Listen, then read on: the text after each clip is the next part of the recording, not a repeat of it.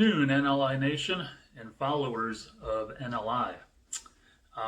Happy Tuesday afternoon. Today we're going to talk about a question I ask myself all the time with many of the prospects I'm working with. Why Division One?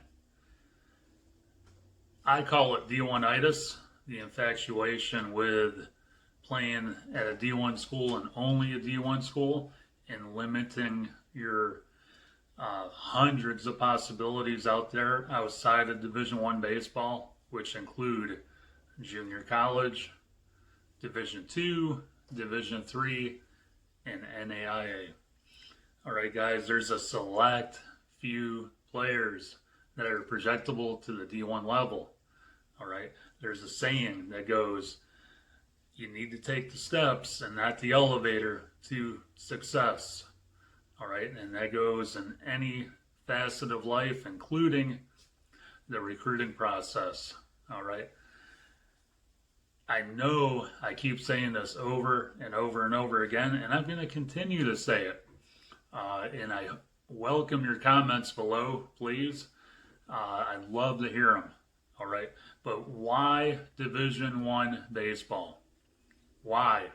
Is it because you think it's going to make you more popular with your friends and family and it looks really good on Twitter? If that's the case, not a good reason. All right.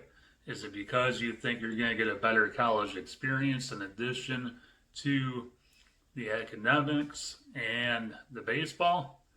Okay. Well, guess what? There's a good college experience at schools that might be more projectable to your level.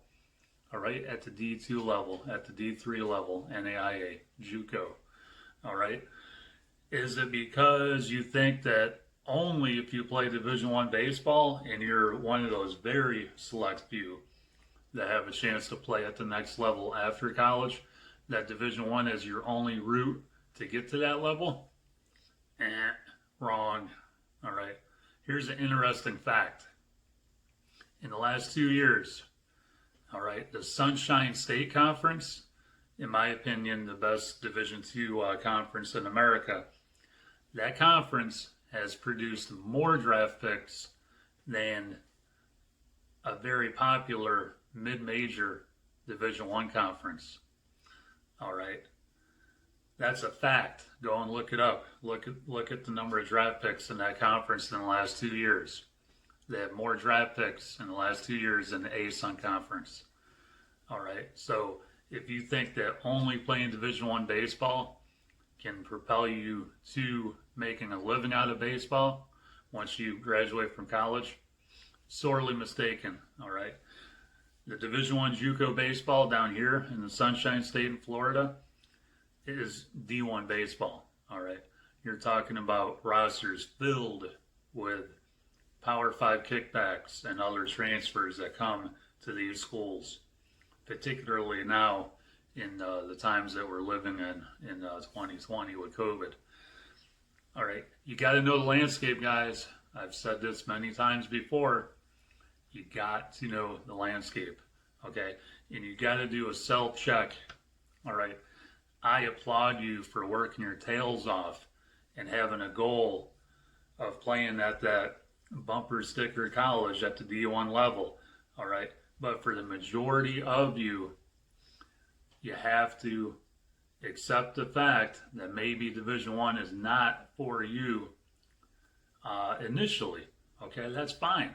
All right. If you're a fringe player, you know, anywhere from a D2 to a mid-major D1 guy, maybe JUCO is your best route.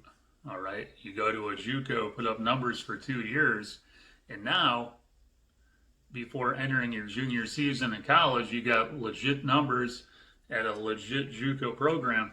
Guess what? There's going to be a whole lot of takers, a whole lot of open doors that may not necessarily be open now. All right, that's how this thing works, guys. All right, most freshmen at a D1 school, let alone a D2 and D3, most freshmen don't play much. All right, so why don't you give yourself the opportunity to go somewhere and play and put up numbers? And then if you're legit and you put up numbers, then live out your dream of playing at a Division I school your last 2 years of college. Okay? I don't know about you, but with me, when I played baseball in college for 4 years, I played. All right? I went to a Division III school. I had D1 offers, but I went to a Division III school. And guess what? Over a quarter century later, I'm talking to my teammates like I had seen them yesterday. All right? Those bonds will never go away. I had a heck of a college experience at a D3 school. And you guys can too, whether it's D2, NAIA, JUCO, D3, whatever the case may be. Know the landscape. All right? You got to know the landscape. And especially, you have to know the landscape now with all the complications that COVID has brought on for, of course, the 21 class, and it might sneak into the 22 class. We'll see. But I just want you guys to explore all opportunities. Now, all of my guys at NLI Scouting know this already. Okay, you can't close any doors, and you have to know the landscape that you're walking into. And when you know it, you're going to appreciate the fact that, oh, wow, you know what? There are legit options besides D1s.